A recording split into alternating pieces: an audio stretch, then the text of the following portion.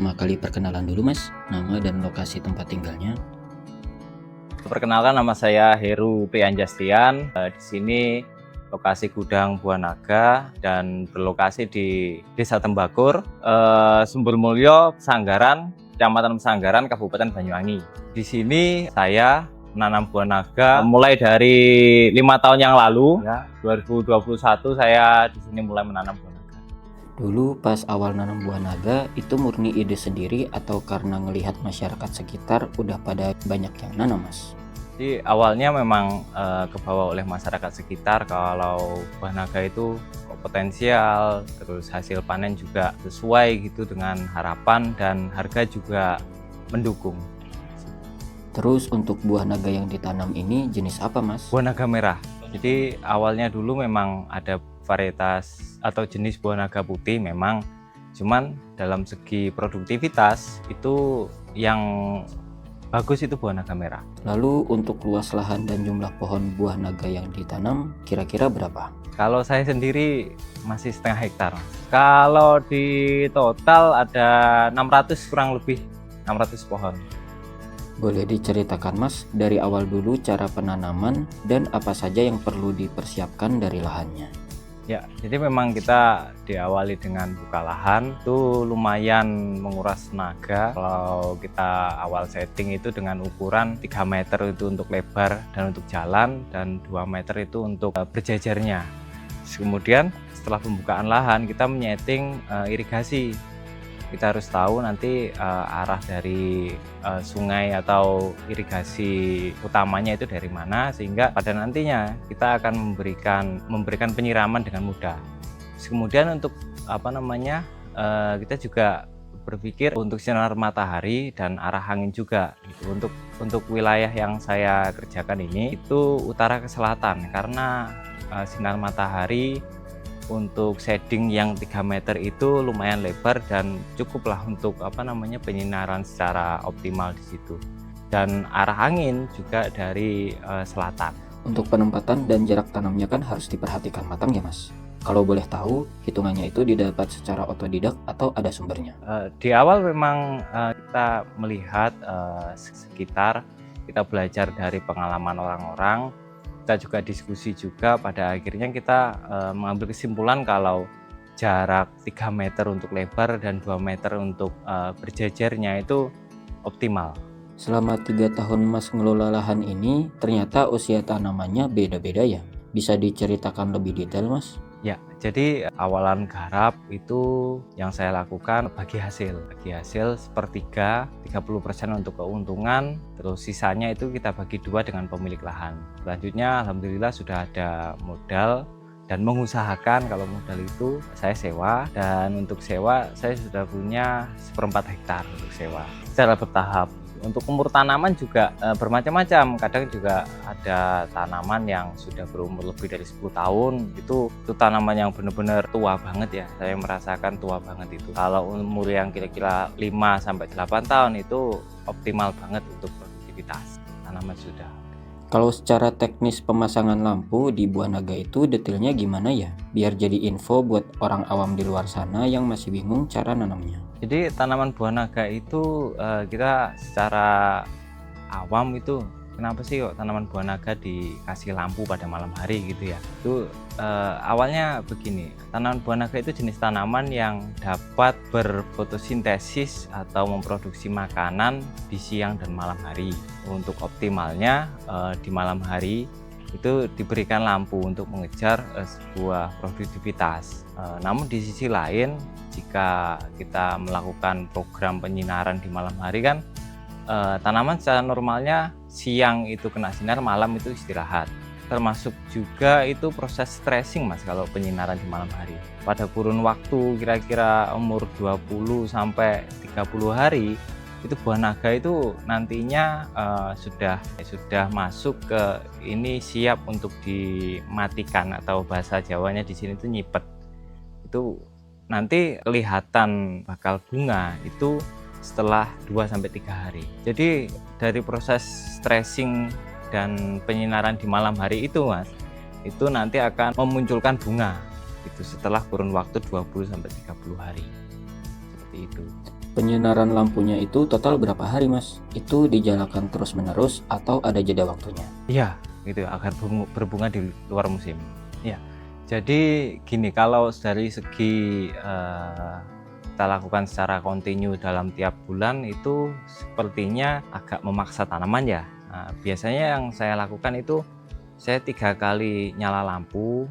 Katakan saya nyala lampu di bulan ini bulan Mei, di awal bulan saya nyalain lampu, nanti kisaran umur 21 sampai 26 hari, maksudnya tanggal 26 ke belakang, jika ada momen kayak biasanya kan di sini susah hujan ya, tiba-tiba turun hujan di tanggal itu saya matikan, itu ada momennya. Terus untuk continue selanjutnya kan ada penyinaran kedua. Nah, setelah kita matikan itu, kita kasih jeda untuk si calon bunganya itu kuat untuk diberikan penyinaran lagi Mas. Itu maksimal kalau saya lakukan itu 7 hari belum kita melakukan penyinaran lagi, karena riskan juga untuk calon bunga yang kena penyinaran lagi. Takutnya kan memang masih kecil, terus nutrisi juga terbatas ya. Kalau nutrisi optimal, pemupukan optimal juga nggak masalah sebenarnya. 5 hari langsung tembak lagi lampu sampai di umur 20 sampai 30 hari juga bisa. Nah, selanjutnya sistem selanjutnya di bulan berikutnya itu kan berarti masuk bulan 6. Bulan 6 kita nyalain lampu lagi.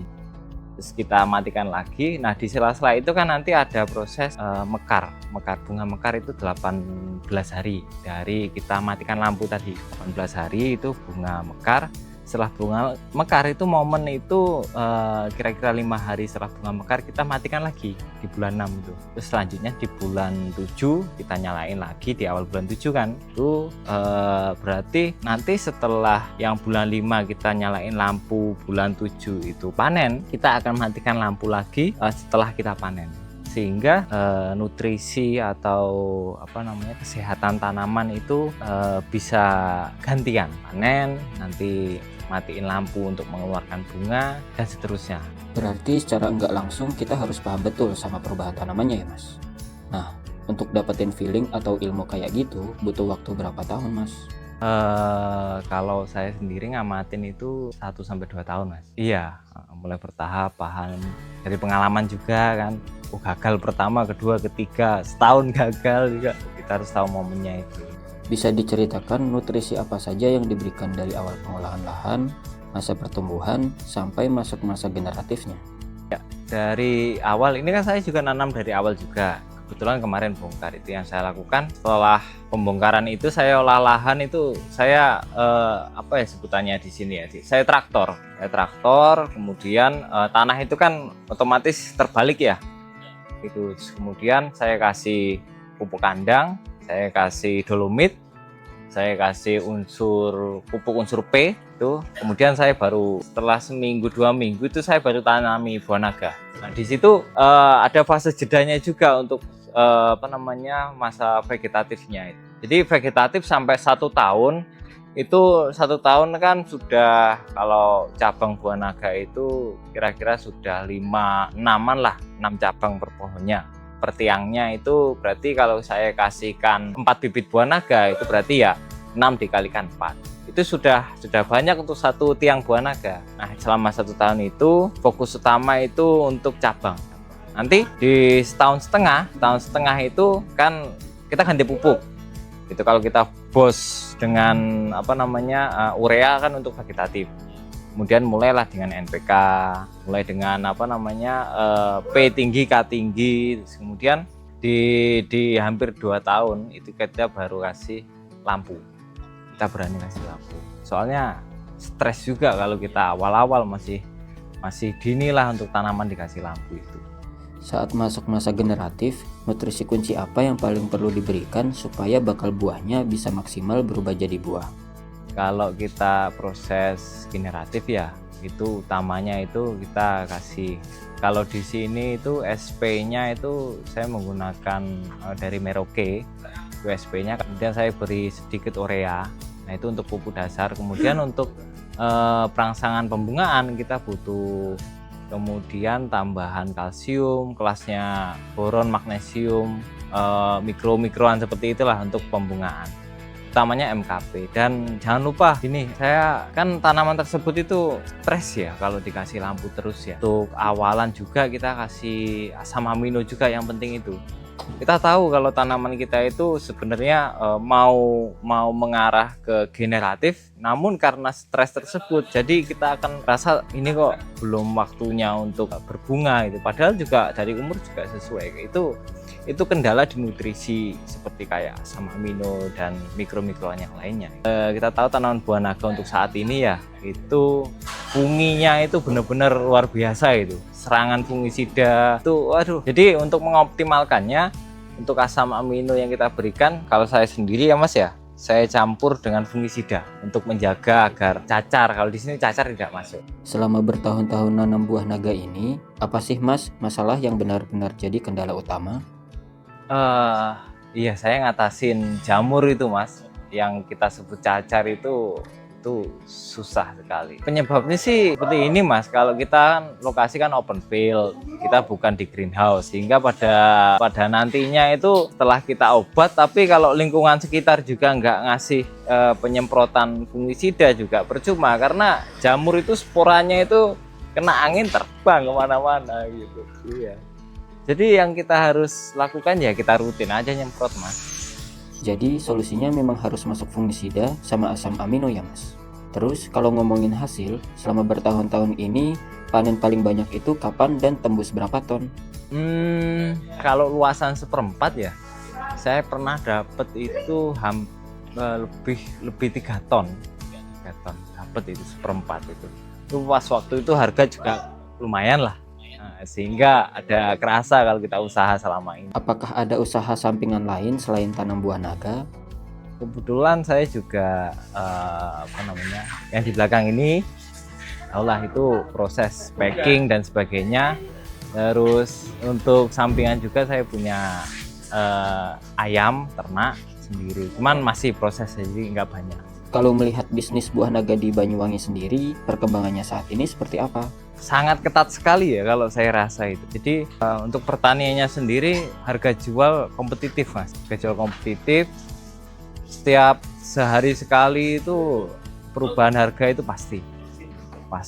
Terus untuk dari segi kuantiti, kalau di Banyuwangi sendiri di musim-musim seperti ini Mas, itu mulai dari bulan April sampai bulan Mei dan kedepannya itu kemarau kan, itu untuk produksi buah naga di Banyuwangi agak menurun. Baru ramenya lagi itu mulai bulan Maret itu mentok, udah di musim panen terakhir. Kalau boleh tahu ini dulu mulainya dari tahun berapa ya Mas? Ini tahun 2020, zaman-zaman Covid. Biasanya buah-buah naga ini rutin dikirim atau dipasarkan ke kota mana aja pasar utamanya? Utamanya itu pasar induk Keramat Jati ya di Jakarta. Pasar induk itu daya tampungnya gede banget Mas. Cuman masalahnya ada di spek. Jadi spek yang dia minta itu bener-bener kayak full merah, ukuran juga besar lebih dari 5 on, kemudian tidak boleh ada cacar, kita sebutnya cacar, terus sirip juga harus sesuai lah. Buah naga kan ada grade-nya ya Mas, boleh dijabarkan nggak mulai dari grade terendah sampai yang paling tinggi? Jadi kita bedakan jadi 3 grade ya. Grade A itu secara ukuran, secara bobot itu mulai dari 350 gram, 3 ons setengah, sampai mentoknya itu di kemampuan buah naga paling 1,5 kilo itu mentok, itu grade A. Di bawah grade A ada grade B itu di 3 on sampai 3 on setengah. 3 on ke bawah itu grade C. Namun di sisi lain kategori grade B itu ada, walaupun buah besar namun ada kecacatan di tanamannya, entah itu kena jamur, kemudian sedikit pecah, itu masuk grade B. Jadi ada kelonggaran grade A. Untuk merangkum ya Mas, dari awal penanaman buah naga ini, boleh diceritakan kisaran modal yang dikeluarkan dan butuh waktu berapa tahun sampai bisa balik modal? Kisaran pastinya itu gini, kalau 1/4 hektar itu 1/4 hektar dari ini untuk 1 tahun pertama itu butuh berkisar antara 10-15 juta. Iya, untuk perawatan. Anggap saja perawatan kita ya butuhnya apa kita semprot, terus pupuknya apa ya kita berikan. Itu 10-15 juta atau 1/4 hektar bisa. Untuk baliknya 1,5 tahun itu sudah mulai kenceng ya buahnya, itu langsung balik kok, cepet banget itu buah naga. Terakhir Mas, buat teman-teman di rumah yang berniat menanam buah naga tapi masih ragu-ragu, boleh dibagikan tips, trik, atau gimana cara memulai? Tipsnya ya untuk ini berani memulai. Pertama, sediakan lahan dulu. Entah itu lahan apapun, spesifikasi buah naga sebenarnya dia minta sinar yang cukup. Bukan harus kayak lapangan, itu bukan. Ya gitu. Tapi dia butuh sinar yang cukup, kemudian irigasi, jangan lupa irigasi. Kalau bisa ya MDPL-nya jangan terlalu tinggi. Kisaran 100 ke bawah. Iya, dataran rendah. Itu untuk segi panasnya juga kita nyebutnya cuacanya juga enak juga. Kalau terlalu dingin buah naga itu lama panennya. Iya, terlalu tinggi itu lama panennya. 400 mdpl itu bingung kita untuk panen. Terus jangan lupa pilih bibit. Utamanya kan di bibit. Bibit itu nanti ngaruhnya di pertama produktivitas, keduanya di lajunya. Jadi tanaman buah naga kan nanti saat tumbuh sulur kan cepat atau enggaknya itu tergantung bibit. Bibitnya ketuaan itu nanti akan lama muncul tunas. Kalau bibitnya terlalu muda itu nanti akan rentan banget dengan penyakit-penyakit yang kita sebutnya cacar seperti itu. Terus pemupukan konsisten di generatif kita butuh pupuk grower atau urea campur jenisnya NPK tapi untuk pertumbuhan grower. Kemudian 1 tahun setelahnya itu jangan lupa ya kita sedia masang lampu untuk penyinaran, untuk merangsang pembungaan dan produksi panen.